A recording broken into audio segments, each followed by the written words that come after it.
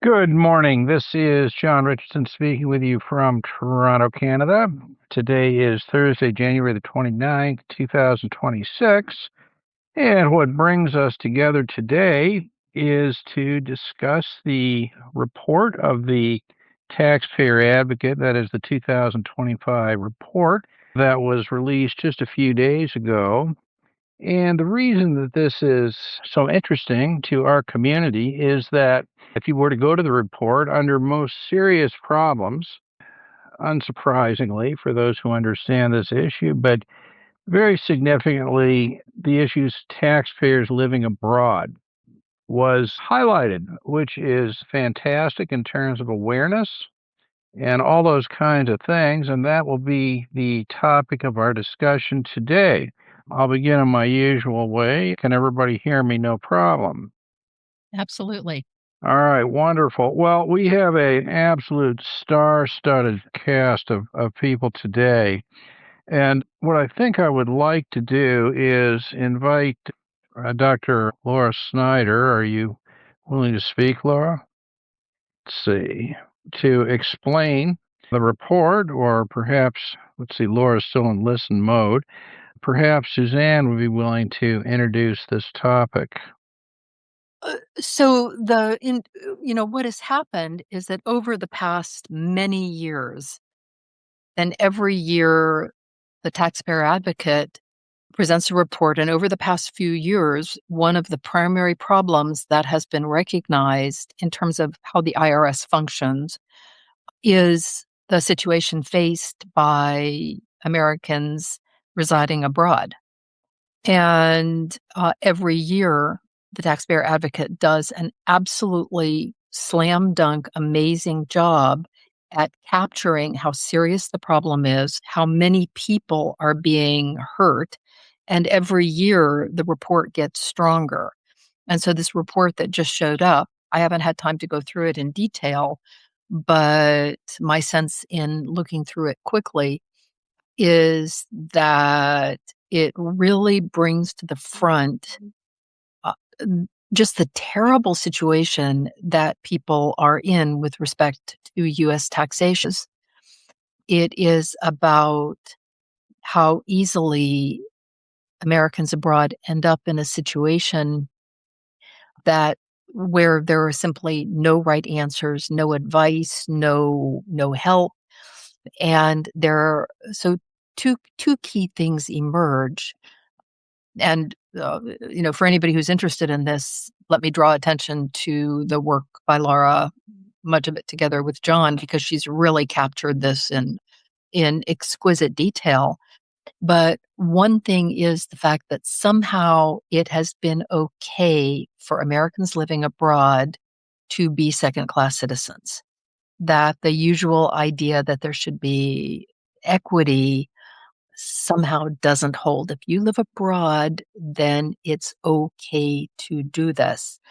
And then the second thing is that the degree to which it is possible to fix things depends very much on the voice that people have. And what we see is over the past 100+ years that this has been an issue.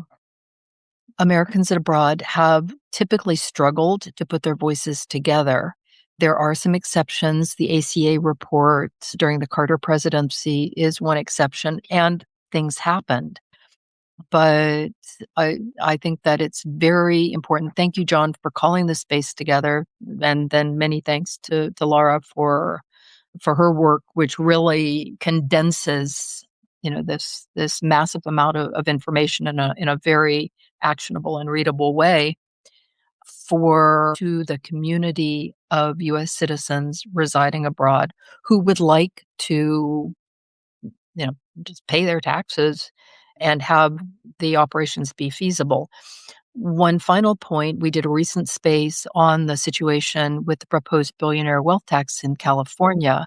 And there again, we see some elements of the same thing, a class of people, billionaires who are treated where somehow it seems it's argued that it might be okay to treat them differently from other people.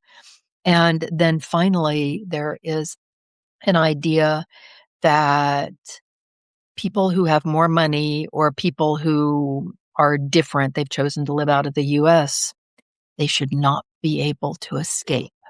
So the issue that Americans abroad have faced with respect to difficulties renouncing, the fee is extraordinarily high.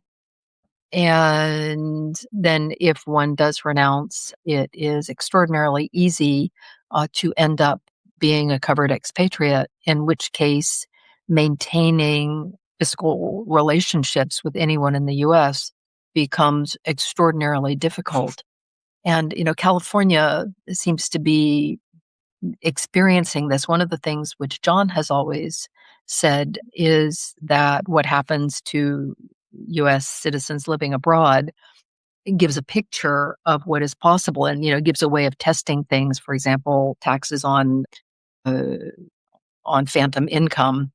And I think this is happening. So those are some of this very stream of consciousness, but these are some of the things that occurred to me as I looked through this extraordinarily powerful report, and I really do recommend that everybody would read it. Thank you very much for that, Suzanne. Incidentally, those of you who are on the space who are marked listener, if you could just send a request so I can approve you to be speakers, that would be great. What I would actually like to do, though, at this moment is to actually read the summary, which is 2 paragraphs into the space. Okay, I think it's important that it be there. So here's the introduction to the section, which is titled Taxpayers Living Abroad. And it says U.S. taxpayers living abroad face severe compliance burdens. Paragraph 1.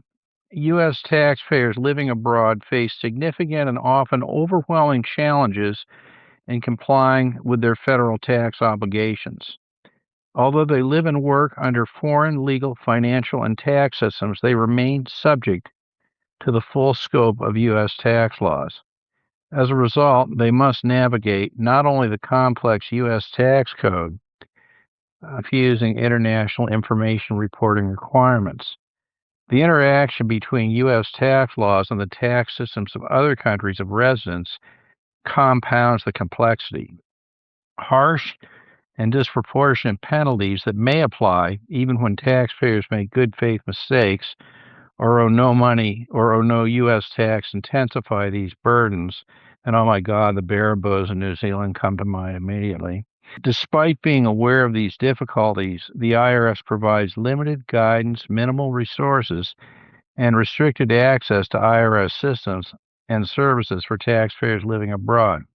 As a result, many are forced to pay high fees for professional assistance simply to comply with the law, while others, facing frustration, fear, or confusion, choose not to file at all or even renounce their U.S. citizenship to escape the complexity. The lack of meaningful IRS support and the excessive compliance burdens undermine taxpayers' inability and willingness to meet their obligations and infringe upon their rights to be informed, to quality service, to pay no more than the correct amount of tax, and to a fair and just tax system. Now, the last part comes from the Taxpayer Bill of Rights. Now, for I've been working on this problem in my own way for, oh my God, it seems like an eternity, but it's probably 15 years. And although there haven't been changes in the law, I can tell you this is a remarkable change in the tone and the specificity to which these problems have been acknowledged generally and specifically by taxpayer advocates. So this is a really incredible stuff, I think, anyway. John, Yeah. John, this is Laura. I would go one paragraph further, the top of the next page to the second sentence on that page. Unless the IRS takes meaningful steps to improve its services, guidance, and systems for these taxpayers, the frustration and fear experienced by Americans abroad will continue to grow, harming not only them, but also the integrity of the tax system as a whole. Yes. Perhaps you could elaborate on what. To me, that's probably the most important sentence in everything that they put out yesterday. Okay. That's my opinion. I'm sure People can have other opinions, but Well, Laura, could you just sort of announce into the space here because this is being recorded. Now you spent 3 years in what role? What were you doing with the IRS? I was a member of the Taxpayer Advocacy Panel. I was the international representative. I did Okay. that for 3 years. All right. So this is not just, some random comment off the street, right, or a face in the crowd. I think that, Laura's views on this are entitled to enormous respect. Okay, given her experience. Okay, continue, Laura. Well, I noticed, I think that the most important paragraphs in what they put out yesterday are the two that you just read. And then I would go on to the next one that's immediately after those two because of that sentence that I just read out loud. I mean, linking these problems to the integrity of the tax system as a whole, to me, that's really remarkable. Using the word fear, also, the acknowledgement of that, and also, acknowledging that being afraid is a legitimate feeling to have in reaction to this. To me, those are all very remarkable things that you can see in this report. Yes, I would agree. And I think that part of the value and what's extraordinary about the report is if you actually look at the footnotes. And, from time to time, they are acknowledging things that as a community we're well aware of. The Hood bill, I think, is acknowledged, somewhere as, an initiative for change, et cetera. But I think what is also extremely significant here is how this goes beyond just, the IRS doesn't do a good job in servicing this group. It explains why and how that Americans abroad experience the tax system very, very differently from resident Americans because of the fact that their life is essentially foreign to the United States, right? And I would invite somebody perhaps to elaborate on that point. I mean, Laura, feel free, or somebody else, because I mean, I have always said, and I sound like a broken record to myself, that the United States imposes a far more punitive tax system on U.S. citizens living outside the United States than inside the United States. And I'm assuming you would agree with me, and I invite somebody to elaborate on that to explain why that is. Well, I would just say, to follow up a little bit differently, John. When I read this, here's how in my head I understand what the people in the NTA's office did. They definitely listened to what they called outside stakeholders. That would be you and me, and I'm sure many other people. And they listened to what we said, and they did their own investigation to understand, is what we were saying true or not? To what extent is it true? And then they also have, and I think that they basically confirmed that the complaints that we made are true. And they were also able to go further and differently than we were because they have access to data that we don't have. And I also saw that they put a lot of questions into the IRS to verify, is this thing true? Is this thing true? Is this thing true? You can see that in the footnotes. So that's how when I read this, that's how in my mind I understood that they did this work. Yeah, that's their methodology, and clearly they are to be commended on this because, you know, I mean, this is a problem that's been ignored for, well, probably a century.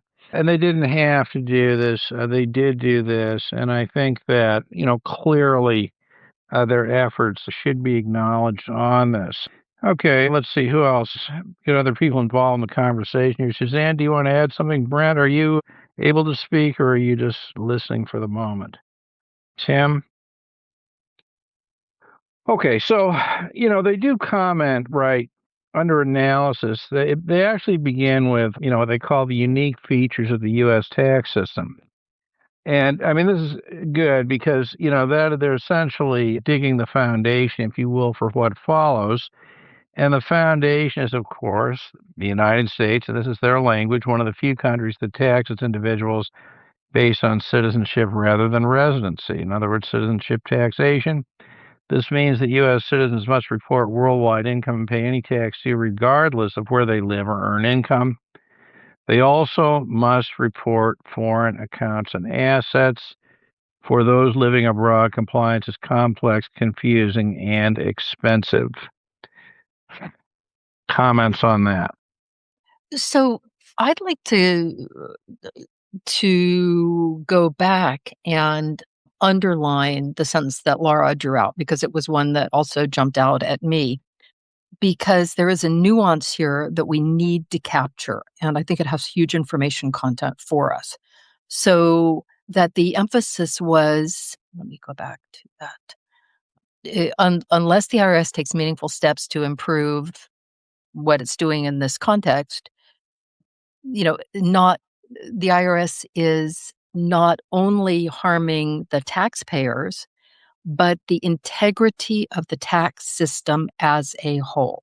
And basically, the way that it looks to me is that the Taxpayer Advocate's office has realized that if there is this type of needlessly unreasonable treatment of a group of people who owe very little tax, there is this penalty as a revenue model. If we can't get them to pay tax, then at least we're going to try to catch them.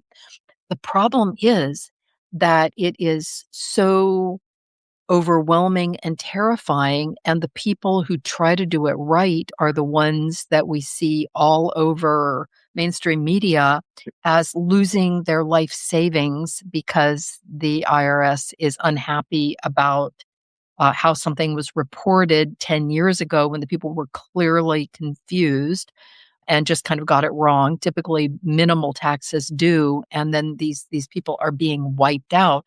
And the response of the taxpayer that we're seeing, and it's nicely captured in this little vignette that is in the report, is people say, if I go anywhere near the IRS, then there is nothing reasonable. It doesn't seem to be that there are any advantages to coming and, just trying to work with the IRS to get things right. I am going to hide and I am going to resist. So what you start to have is the expat community becoming informed about how bad things are. We see the outcome of the Offshore Voluntary Disclosure Act, and how the IRS continues to act many years later. And you have a system where there is a real risk of a significant group of taxpayers rising up and saying this will change. And if that happens, that one of the things that we've touched on in quite many spaces is the fact that the U.S. is much more dependent on voluntary compliance than typical, say, European tax authorities. They don't go through in detail every report. And so if there is a situation where the taxpayers get together and they say, we're going to join forces because this is not right, then the entire tax system could be overthrown, especially now that the resources are less.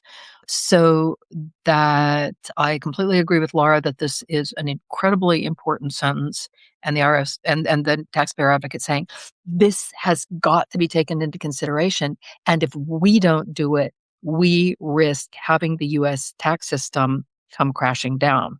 And then this takes us naturally to one of the things that's been discussed in many of these spaces, which is when we have taxes that are primarily based on income, and that leads to things like creating phantom income, et cetera. It ends up taxing people of modest wealth much more than people of higher wealth.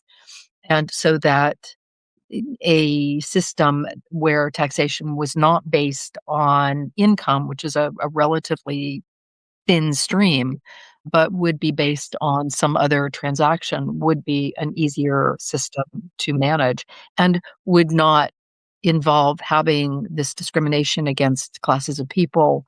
And it would not involve a situation where we accept just treating citizens really badly. So there's a little bit more stream of consciousness to throw up in the air in case. Well, I think it's definitely the case that the way many Americans abroad now see the system is, what they're really weighing is whether it's more risky to try to comply or not to comply. I mean, that is clearly a reality because it is difficult, very difficult to fix mistakes once they're made. I think everybody acknowledges. Okay, just a minute here. We have Ben here. I don't think I know Ben, or maybe I do, but he'd like to speak. So, Ben, you've just been approved. You got the floor. Second, okay. Tim, what are your thoughts on this? Tim is a listener. He hasn't accepted the invite to speak. Okay. All right. Ben is a speaker now. Ben, how are you? Who are you? Doesn't matter. This is Tim. This is Tim. Tim Smyth Yes, this speaking. is Tim. Yeah. Hi, Tim. Long time coming. I know if Suzanne or Laura was making the point, the U.S. is very dependent on voluntary compliance and extremely dependent when it comes to people overseas. Obviously that's FATCA that we all know about, but in reality, even that is, only I'd say marginally improve the involuntary compliance aspect. I don't know, I think this problem is going to be resolved someday. I don't know if that day is tomorrow. I mean, that's my only thing. I do think that the language from the Taxpayer Advocate seems to be a lot more stronger than it has been in the past. And over time, they are becoming much more assertive on this issue. Because the Taxpayer Advocate has been dealing with this for at least as long as I've been, 15 years, maybe. Now, it's what, But 2026? take your mind back, Tim, 15 years ago. There's no way that they were saying anything with this degree of specificity and tone. No, I agree with that. So, I think it's important. I mean, it's easy to get discouraged on this, but the very evolution, right, of the consciousness of this problem, the part of taxpayer advocate is very, very important. Ben, don't know you. I don't think you've been on one of our spaces. You'd requested to speak. Sorry, that was an accident. Hello? Can you hear me? Yeah, all's good. Fire Sorry, it was away. an accident. I didn't want to speak. Oh, I see. Okay, that's fine. All right. So, again, so what strikes me about this is the extent to which the actual, you can almost feel, right, the weight, the danger, the complexity of trying to manage this. But, it's interesting in the conclusion and recommendations, they say flat out, look, you know what, IRS, you're charged, okay, with administering this tax system, and you're not doing your job. You're simply, in relation to Americans abroad, you're not giving them what they're entitled to, as a matter of the Taxpayer Bill of Rights, as a matter of conscience and everything else. And you almost get the feeling that, if there's no change, then the time has come to officially call this to an end, right? I mean, it's like the report is saying that a necessary condition for this to continue is for the IRS to clean up its act. Do you agree with that interpretation? I think it's definitely going in that direction. And, and again, as we look at the reports, every year the reports have gotten stronger. And every year there's been more data. And every year there's been, like, it was just a few years ago that, if I remember correctly, right when I first got involved with this situation, it seems to me that that the situation of international taxpayers was not yet one of the top 10, and then it made the top 10, and then it got stronger and stronger.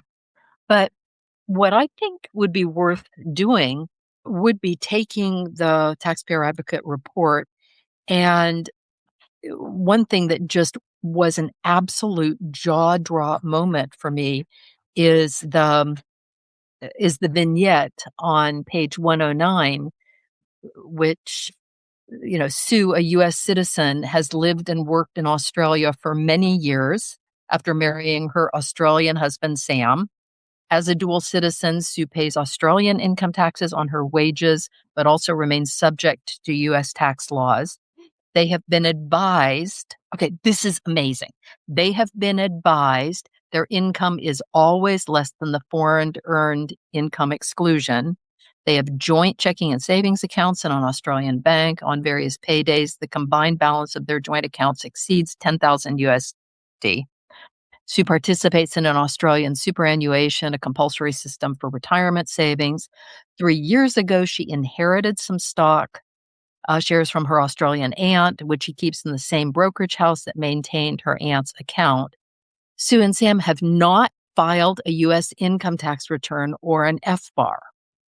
And so this is, this is what we hear all the time. We hear it on Facebook. We hear it in places like the Democrats at Fraud Taxation Task Force that has been, like making resources available to people overseas.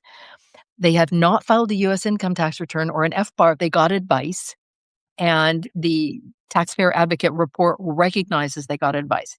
Sue eventually learns, this is a very, very powerful word, because it isn't that Sue looked at the IRS website and was informed of what her filing and reporting responsibilities were.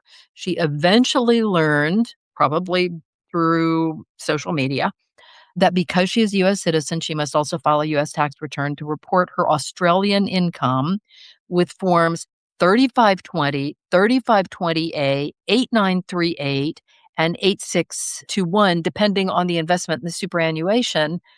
But the superannuation is compulsive, and so that requires that people living in Australia file 8938.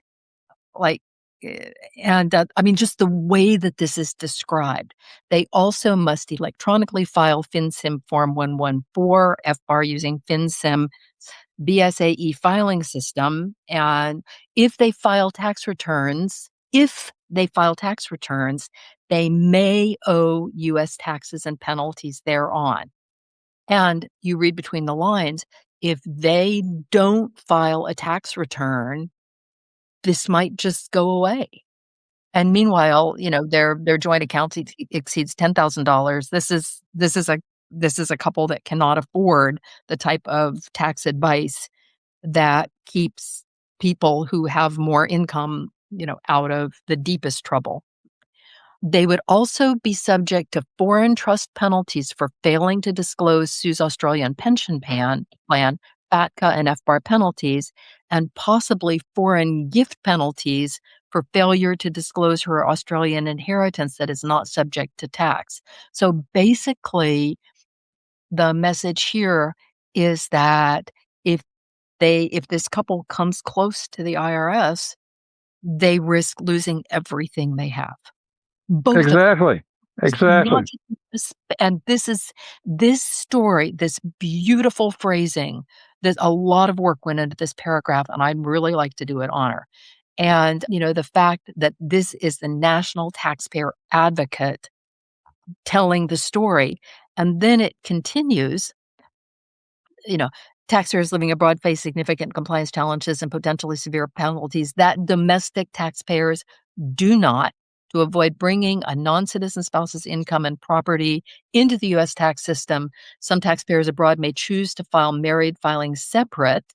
And then that, of course, means, has all kinds of, nice little unfairnesses tucked in.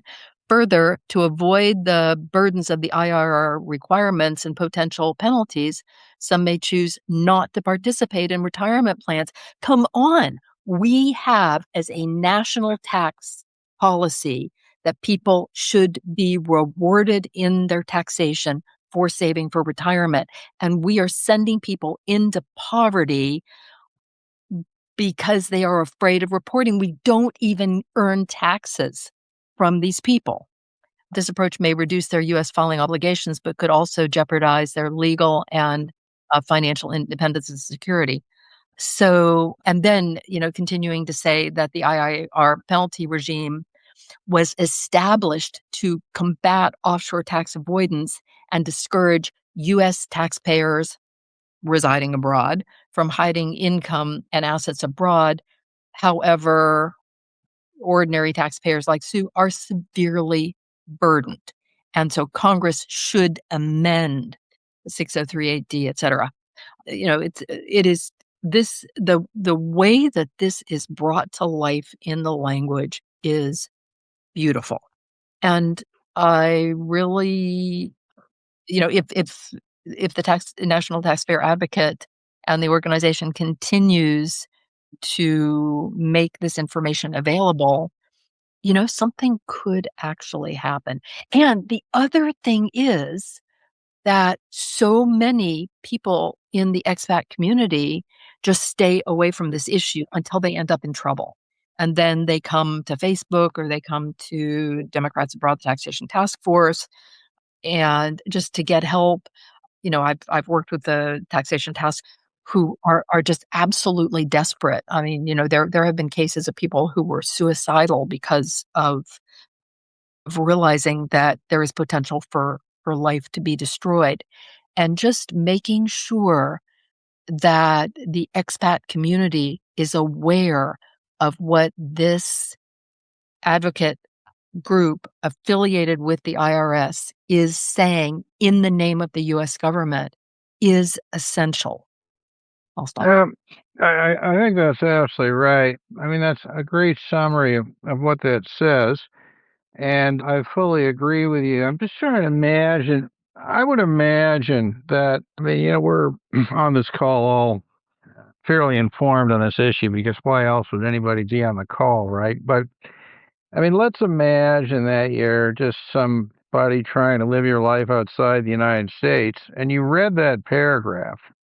My guess is that, the first thing is you'd be scared out of your mind. Oh my God, I better stay away from this. But then if you look at the number of forms and the sheer amount of work and therefore the amount of cost to comply with this, the next thing you'd probably say is, well, thank God I can't afford to comply anyway, right?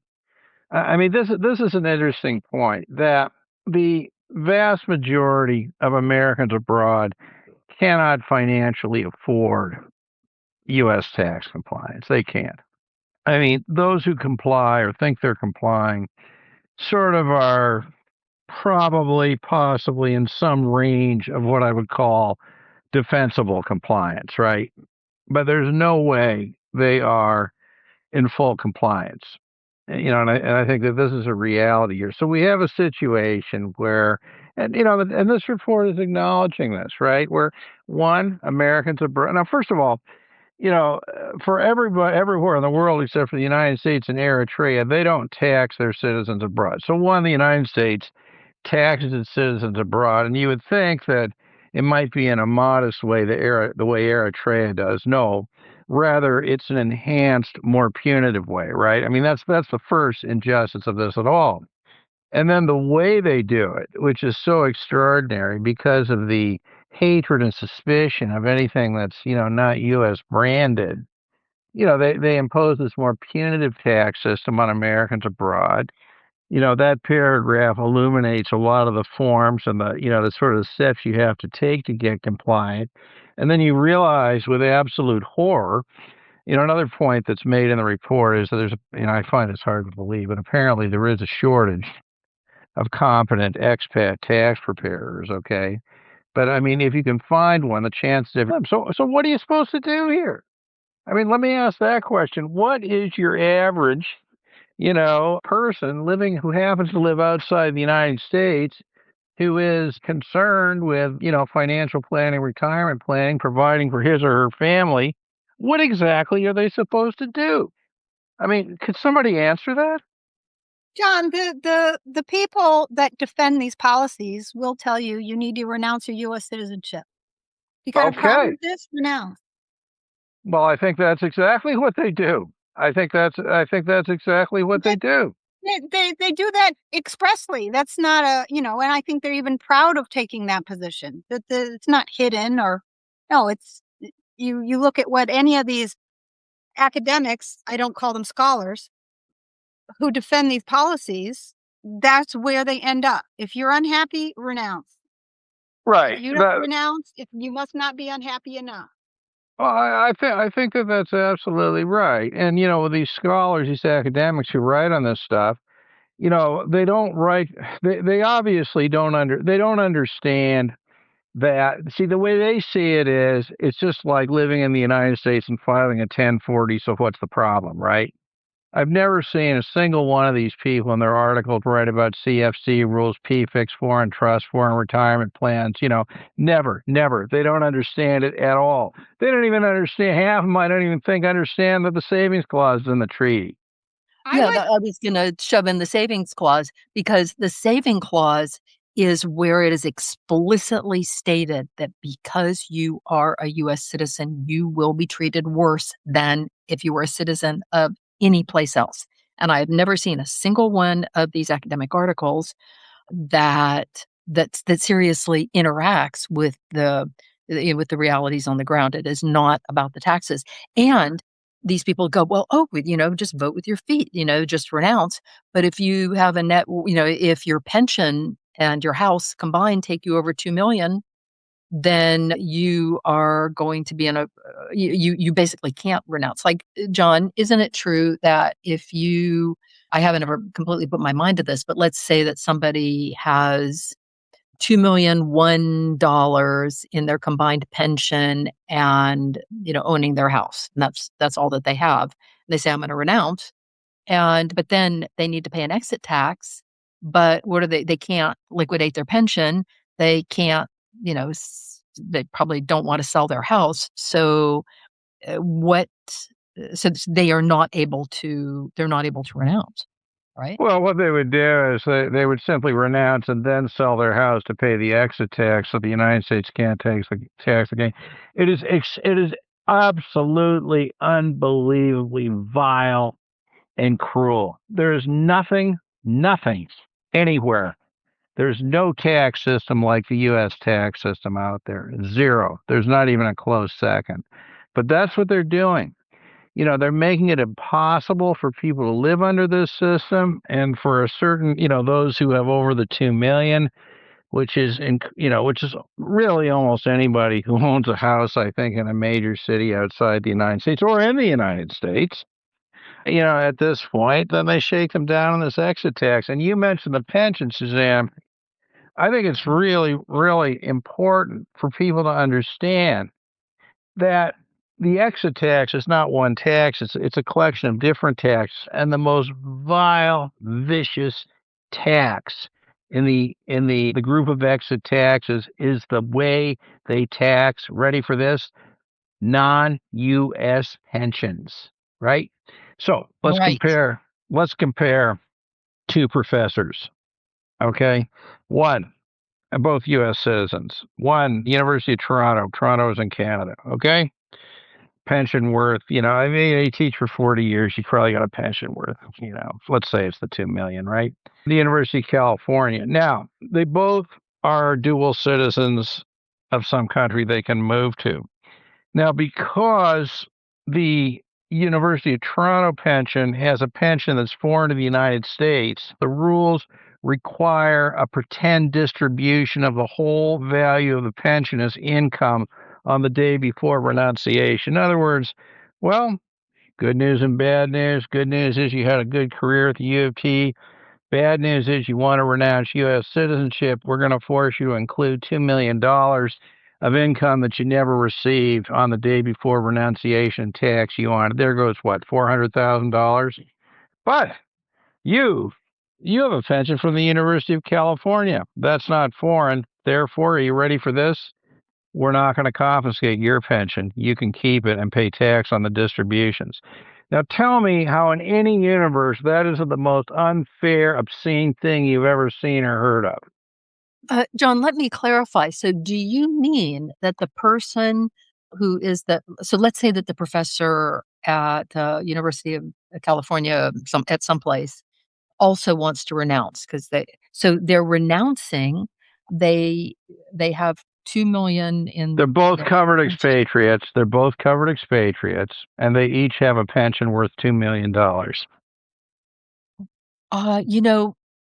one of the amazing things about this context is just when you think that you had a pretty good idea of how bad it was, you hear something else that makes I did not know this. That is absolutely, would you say that is so outrageous? You want to hear it again? I wanna hear it again. Okay. I And wanna by be the way, I'm not making this up. Where you can find this is Section 877A of the Internal Revenue Code. Look for the section that talks about eligible pensions. Okay. Here's where it is. Now, let's start off with a basic principle. If it's a United States thing, it is good and legitimate. And if it is non US or foreign, it is what's the word we want? Bad, suspicious, deserving of punishment. So now here we have Professor A and Professor B. They're both U.S. citizens. They're both also dual citizens. Okay, whatever. And let's say that they're both U.S. Canada dual citizens. Okay, all right, even. So the University of Toronto, which is a foreign, very suspect institution, the guy teaches there for 40. Okay, but it's a University of Toronto pension. Similar school in California, let's say the University of California. Let's say they even teach the same subject, okay? So nobody can quibble about, that. Let's say they're both economics professors, okay? So we have the economics professor at the University of California, $2 million pension. They both have pensions worth $2 million. They both want to renounce U.S. citizenship. They're both covered expatriates. Why? Because their net worth is above $2 million. Now, remember, if you're a covered expatriate, there's a deemed, basically when it comes to pensions, they use the word distributed. It's deemed to be distributed on the day before you renounce. Exception, unless it's an eligible pension. An eligible pension is a U.S. pension, right? So presumption, all pensions are going to be distributed on the day before renunciation. That includes the U of T pension. But because the University of California pension is a U.S. pension, that is an eligible pension. Eligible for what? Eligible for non-confiscation, so you can keep the pension and simply pay tax on the distributions as they come out. There. Was that clear? That was terrifyingly clear. By the way, so both of these people had dual citizenship from birth, right? No. That would be different. No, That would be different. Now, here's another that would be different. Okay, unfairness. just wanted to Now, if want they had dual citizenship from birth, okay, now remember, the fact that it's a U.S. pension means that the person's safe anyway.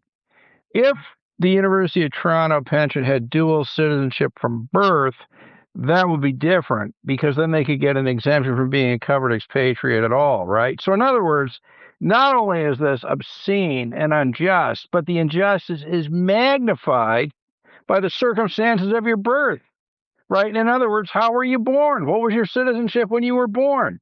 You cannot make this level of insanity up. right. Oof, oof. Yeah. I mean, look, this is a situation that I deal with, all the time, probably weekly. I mean, it's such a familiar fact pattern to me, where you get, this is just that, right? Or an Ontario high school teacher. Ontario high school teachers get extremely lucrative pensions, okay? And so, you have an Ontario high school teacher who, has taught for 30 years. They probably have a pension that's worth over $1 million, okay?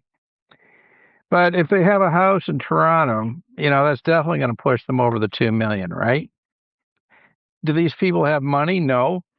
Many of these people, have trouble covering their monthly expenses because of their cash flow, right? But because of the, these horrible exit tax rules, they're locked into a system where they can't comply and they can't leave. Now, we were talking about the California wealth tax. A few years ago, California was proposing an exit tax if you move from the state. Now, if these people in California were really smart, what they would do is they would not only pass a wealth tax, but they would pass an exit tax retroactively so nobody can leave. And I'm surprised, given the way the taxation is weaponized in the United States, I'm surprised they haven't considered doing that or resurrecting it. Yeah, I'll Because mention on that. then it'd be like the situation of Americans abroad. They can't stay and they can't leave without, significant cost, right? That is what is necessary to move the California situation and make it equivalent to the situation of Americans abroad, right? Yeah, Because right now in John, California, just if they stay, they have the problem. Yeah, Tim. yeah, John, I wanted to mention because we had a space on this a few weeks ago, and there's actually been some new things that have come out. One is there is now a competing ballot initiative that will ban all retroactive taxes in the state of California, make a constitutional prohibition on any retroactive taxation. And there's language in that referendum that says if there's another referendum on the same ballot that has retroactive taxation. If you remember, the wealth tax amendment actually is a constitutional amendment. If both of them win a majority, but the retroactive tax initiative wins more votes, that will override the wealth tax initiative. Tim, I'm not sure. Well, Origin. it depends how retroactive is defined. This isn't an area where I've delved into hugely deeply, but my impression is that taxes that only go back to the beginning of the year are not deemed to be retroactive. But there's some specific language in this initiative that defines what retroactive. Okay, all right. Well, that's good. That's good. So That's good, of course. Pretty well thought of. So it's going to be if they get enough signatures, it will be basically a competing. It's going to be a bloodbath. There will be murders. There will be murders. It's going to be a bloodbath. Second thing is there are some members of Congress that are proposing rules in terms of how states can define tax residency. So there's I believe several Republican members from California have announced they are going to introduce federal legislation to actually have common rules of how a particular U.S. state can define its tax residence. And they believe this is within the power of Congress at the federal level to do. That's interesting. Interesting compared to our situation, but I think there will be. And again, with a Republican-controlled House, I think there's a decent chance it could actually, a bill like that could actually pass the House at least. Yeah, I think that's fascinating. But you know what's going on here, right? I mean, what we're really seeing in real time is the use of taxation as a weapon, the weaponization of taxation. And, we may go back. History may describe this as a second American Revolution. Yeah. This is amazing stuff. And, I'll go back to what I've said, what I continue to keep saying. All resident Americans need to understand to see what awaits them. It's just to see how the United States treats its citizens abroad. So I think, like I said, I think your term it's going to be a political bloodbath. I don't actually make a prediction. I think some people assume this will pass. I don't make that prediction either way. There will definitely be people I think will be coming out against this quite strongly, and not necessarily along the political lines. I think there will be a lot of Democrats that will oppose this. But again, it'll be interesting to see how it plays out. Well, all of this speaks to how much of being an American is tied into taxation. Yeah. It is incredible. Nothing like it anywhere in the world. But okay, so other thoughts on this? We're coming up to an hour, and I think that these lose their vitality a bit after the first hour. So other thoughts on this? Who have we not heard from who'd like to speak out? Speak out, speak up, whatever. Okay. Laura, any other thoughts on this? Comments? I had a thought, but I forgot it. Maybe you can remember it. Try to remember it, okay? Yeah, I don't think I'm going to. Sorry. Since we had the luxury of having Laura on, so let's imagine that things go as well as they reasonably can. How would you define that? Like, what are you hoping for? You have been in this space for a very long time and you have studied it in exquisite detail. And if a year from now we say, things went pretty well, what specifically would you be hoping for? Oh, in 1 year, I don't hope for anything. My Okay, hope is in the numbers of years that it takes to I have don't hope for anything in my lifetime. That's how pessimistic I am.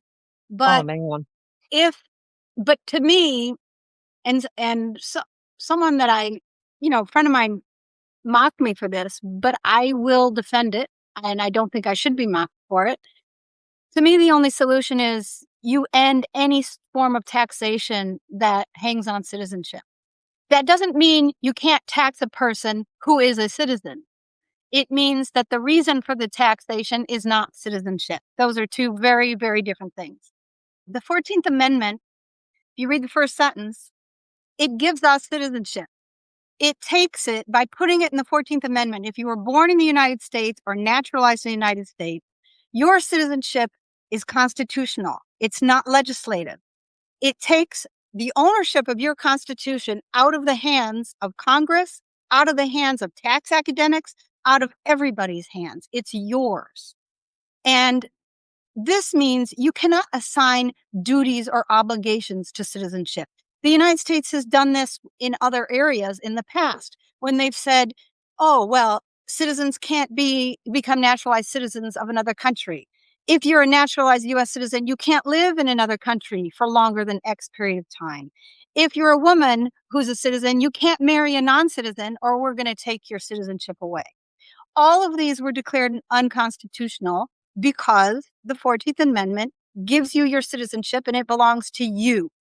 And the only difference with this taxation is instead of automatically depriving you of your citizenship because you live overseas or because you have a foreign retirement plan or a foreign investment, instead it drives you to the point where you feel you have no choice but to renounce. And that is an equal violation of the 14th Amendment, of the very first sentence of the 14th Amendment. And this is why the response, renounce your citizenship, is an unacceptable response. Mm-hmm. Well, Laura, I mean, what you're echoing is just to be clear for people listening to this, right? That is precisely Justice Black's reasoning in the Ephorium case, right? Exactly. That's exactly what I'm speaking from, John. Yeah. Well, I mean, let's be clear. It's always great to hear Laura, but I mean, this is from the Supreme Court of the United States. Mm-hmm. Yes, so I mean, it is from decision, and they don't say, oh, you can't have rules that result in the automatic loss of citizenship. They say you cannot have rules that affect citizenship, that abridge citizenship. I can't remember what the other words are. the language is the forcible destruction of citizenship. That's the language. That too. But I think we can go. I think there's some other language that's even easier to use than that. But it is, yes, it is the Afram decision, and it is Justice Black that said that. But I don't even think. I mean, the Afram decision is certainly useful, but even in the absence of the Afram decision, all you need is the first sentence of the 14th Amendment. So, okay, so Laura, what I hear you saying is that nothing else is going to take care of the problem except for separating citizenship from taxation. And I also hear you saying that you don't expect to see it in your lifetime. But if we follow your logic, then it seems that this kind of space is the single best thing that we can be doing, because what does eventually move the needle is when the entire community becomes informed about the fact that things are simply not right, and then has the possibility to come together as a community to take care of our own and put systems in place so that when there is something egregious, then there are people who can get in touch with the Taxpayer Advocate, provide legal guidance, instruct people, and then also, have the suicide watch. But just making sure that everybody knows how bad it is. And the taxpayer, we have all been blown away by the report. But there are some things which are not here, like it doesn't mention the saving clause. It doesn't mention this pension aberration. I can't believe that I didn't know that. And if I'm learning something like that on one of these spaces, then there's complex information that needs to be transferred. So we need to just pull together so that every single person in this population who is affected knows what options they have, knows how bad it is, and then that we also come around the National Taxpayer Advocate, make sure that our appreciation for the report is communicated, and then that we just keep fighting. Yeah. Just to summarize, going back to what I agree with you totally, Suzanne, but just to go back to what Laura is saying. So, Laura, you would agree that what you're really saying here, okay, is that citizenship has to be separated from tax residency rules completely, right? Citizenship has to be, you cannot place any obligation on someone because of their citizenship. But in the taxation context. Anything else. All right, but in the taxation context, right? It's an issue of never. I think it's important, John, yes, and you've been saying that for a long time, but I think it is important to pull this out of the tax context and understand it in the larger context of other obligations. I think that is essential to having a full understanding of how egregious this is. Okay, I agree with you 100%, but I want to ask you a question, Laura. To date, are the proposals to solve this problem, are those proposals separating citizenship from tax residency or not? Absolutely not. Can you elaborate on that? Almost no one thinks that it's reasonable to ask for that. Okay. Why is that? Well, you've been saying why that is, John, forever, because people can't conceive of American citizenship separated from taxation, which I honestly don't understand, because income taxation has only existed in about half of the time that the United States has existed. So why is it so integral to it? I don't understand that at all. Well, let's ask the question this way. Why is it so clearly a part of the American psyche that their citizenship, their identity, their lives, who they are, should be defined by taxation? That's the question. Well, I'll make a comment, just my experience of the last 15 years. I am much more, let's put it this way, libertarian compared to most Americans abroad, and kind of like John, revel in taking deeply unpopular positions. I think my experience is a lot of Americans abroad affected by these policies know they're wrong, but they also have this is why a lot of people like to say they're complying, even though they probably know they're not fully in compliance, because they have friends and they have relatives back in the United States that support these policies, and they don't want to go against their social circle. I actually think Laura's making another point. I'm going to jump in here pretty brutally because I told John I had a hard stop 3 minutes ago, but I'd really like to ponder Laura's point. So what Laura is saying is that you're either a citizen or you're not. And if you are a citizen, then you are. It's, like the color, of your hair, or, just, how you are. It is a fact, irrespective where you live or whatever taxes would be required, and that we have a job to do. So then, thinking about that, then think we're not going to tax you because you're a citizen any more than we're not going to tax you because you have curly hair. You were born with curly hair, but you don't tax any constitutional right. And there's Supreme Court cases on other constitutional rights where they say you can't tax the freedom of speech, you can't tax the freedom of religion. It doesn't mean you can't tax people who speak, and it doesn't mean you can't tax people who are part of a religion. Those are very different things.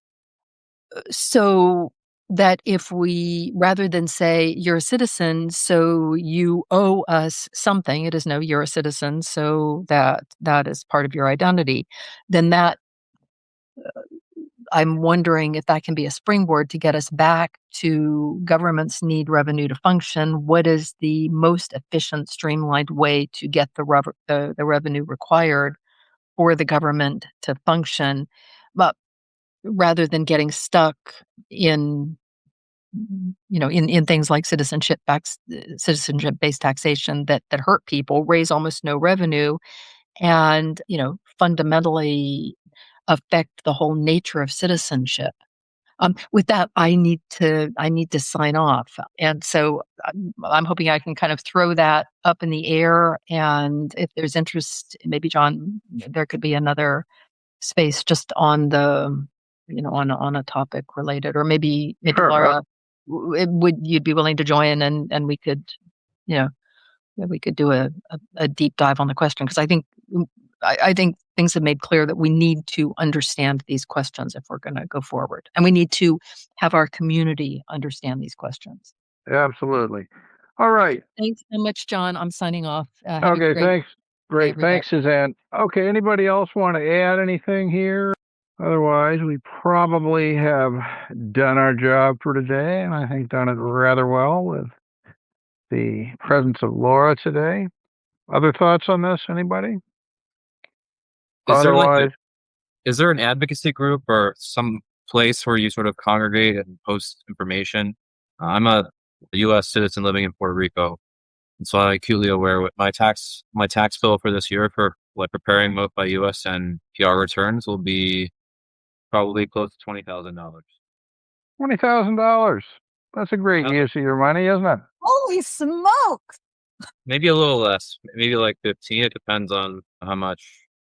It's just really complicated because Puerto Rico is not offshore, but it sort of is. So there's a lot of extra forms I have to file.